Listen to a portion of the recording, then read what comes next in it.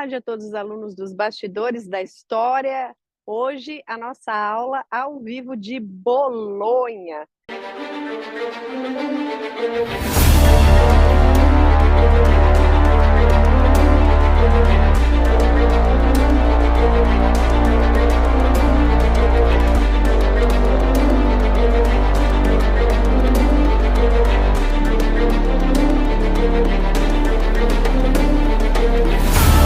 Vamos para a segunda parte da história.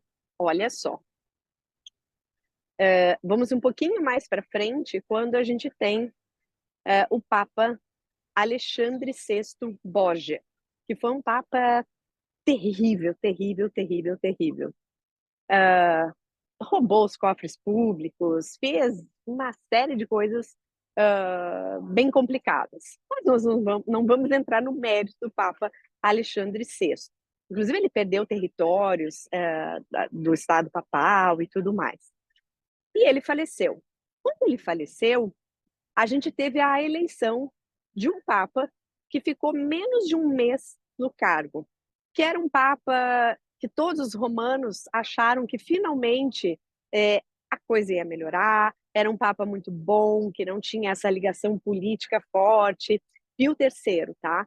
E aí ele trouxe toda essa esperança, vamos dizer assim, para os romanos e para o Estado Papal em geral. Acontece que essa esperança durou menos de 30 dias, porque o Papa faleceu. E aí foi necessária uma nova eleição.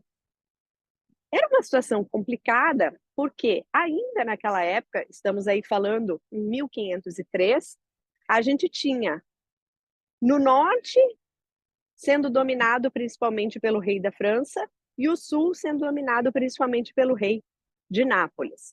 Então, o Papa ficava num jogo político aqui entre França e espanhóis. Quando eu falo espanhóis, tá, gente? Porque o rei de Nápoles era espanhol, tá? Ficava entre franceses e espanhóis, quase como se fosse cercado ali, ao norte pelos franceses e ao sul pelos espanhóis.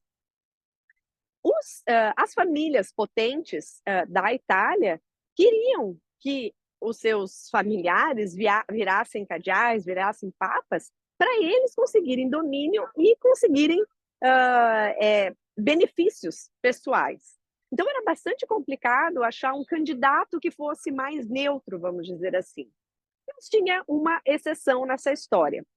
Um cara chamado Giuliano della Rovere, que era cardeal e que era contra os Borgia. Inclusive ele teve que se exilar de Roma, sair de Roma quando os Borgia estavam no poder, e vai voltar para Roma justamente quando o Alexandre VI faleceu. E quando foi eleito esse novo Papa e faleceu novamente, o Giuliano já começou a fazer, vamos dizer, os seus contatos políticos, e aconteceu um conclave, gente, que foi o conclave mais rápido, ou um dos mais rápidos da história. O Giuliano della Rovere conseguiu ser eleito em apenas um dia, o que era raríssimo, né? Teve conclaves aí que duraram 27 meses, 3 anos, uma coisa terrível era. Então, ele consegue ser eleito em apenas um dia e vira o Papa Júlio II. E já a escolha do nome dele, Júlio II, mostra qual era a característica dele. O nome ele escolhe justamente pelo Júlio César, né, o que foi um dos grandes nomes da história de Roma. Ele queria consolidar novamente o Estado papal, queria restabelecer os cofres públicos e recuperar alguns territórios papais. Então foi um Papa que a gente considera muito militar, porque ele mesmo, pessoalmente, foi para as batalhas militares reconquistar alguns lugares importantes que tinham sido da Igreja, né, que tinham sido do Estado Papal e que tinha se perdido, inclusive Bolonha, né, principalmente Perúdia e Bolonha os papas tinham perdido. E aí Bolonha era um dos objetivos do Júlio II, que tinha perdido lá atrás na história, no início da nossa aula. Bolonha estava dominada por essa família chamada Bentivoglio. E aí o Papa Júlio II vem para Bolonha, consegue recuperar o território de Bolonha e decide fazer uma escultura dele para comemorar essa vitória. Aí que entra o nosso Michelangelo Bonarotti. que era um artista, aí ainda no início de carreira. O Michelangelo tinha já feito, sim, o Davi, a Pietà Vaticana, que está lá na Basílica de São Pedro, mas era um artista conhecido, vamos dizer assim, mas ainda jovem, tinha já a fama dele de ter uma personalidade complicada, mas também já tinha fama que ele conseguia fazer coisas maravilhosas. O Papa Júlio II sabia que esse era o artista capaz de fazer qualquer coisa que ele quisesse, semelhante lá às obras da Grécia e Roma antiga. E lá no início do seu papado, já em 1505, ele vai chamar o Michelangelo, por orientação do Giuliano da Sangallo, que era um arquiteto amigo do Michelangelo, e, vamos dizer assim, que o Papa confiava. O Giuliano da Sangallo indica o Michelangelo para o Papa, e o Papa chama o Michelangelo em 1505 lá em Roma para fazer o seu túmulo, né? O túmulo do Papa Júlio II, que a gente conhece hoje pelo famoso Moisés de Michelangelo. E aí o Papa já começa a pagar valores muito altos para o Michelangelo, para ele comprar um mármore, levar o mármore para Roma, e o Michelangelo vai para Carrara, vai pegar parte do dinheiro que ele tinha recebido para pagar o mármore, vai gastar comprar uma propriedade lá, e vai começar a continuar pedindo o dinheiro para o Papa. Na verdade, ele queria fazer as esculturas lá em Florença, não queria fazer em Roma, por vários motivos. Primeiro, que o Michelangelo era super bairrista, a gente pode usar essa palavra. Ele gostava de ficar em Florença, ele não gostava de ficar em Roma, outras cidades, e queria trabalhar lá em Florença para ficar perto da família, para ficar perto das coisas que ele gostava, e, além de tudo, para poder trabalhar em outras obras enquanto ele estava fazendo a obra do Papa.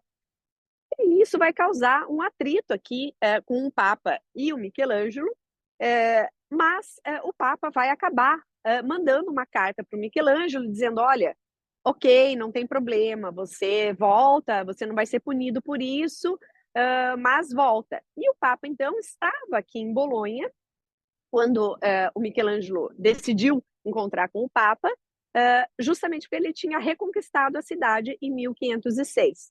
E aí o Michelangelo, ao invés de ir lá para Roma encontrar com o Papa, veio para Bolonha.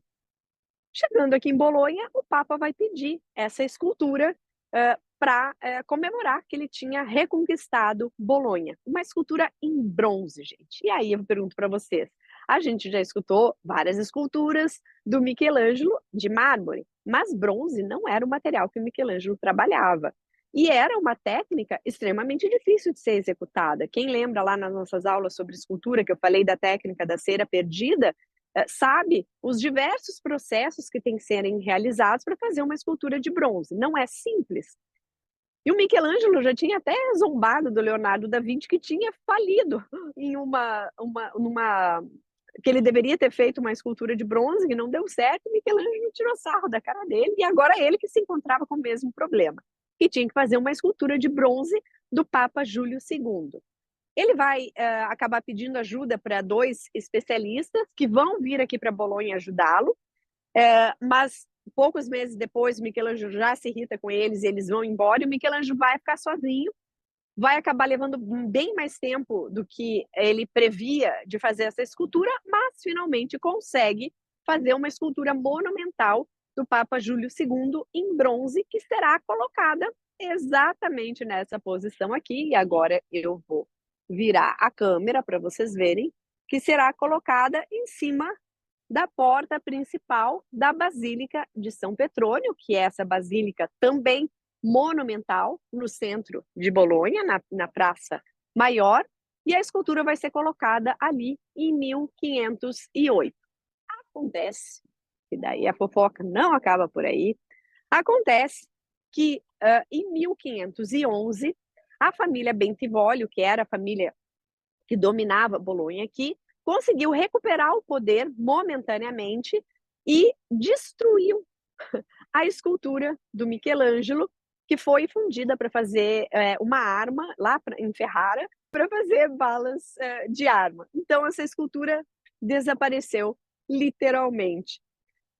Depois, logo depois disso, o Estado Papal consegue retomar o poder em Bolonha e vão dominar a Bolonha até o período napoleônico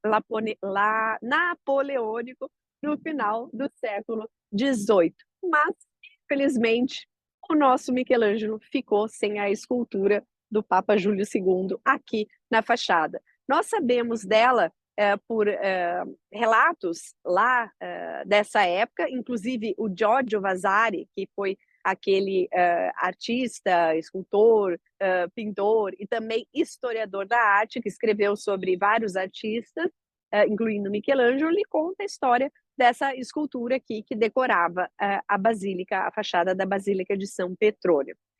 Nós temos pouquíssimas informações de como era essa escultura, né? A gente tem que tentar imaginar o quão bela ela seria, e também temos poucas informações sobre a época que o Michelangelo estava aqui em Bolonha, que não foi a primeira vez que ele veio, tá, gente? Mas essa parte da história a gente conta outro dia.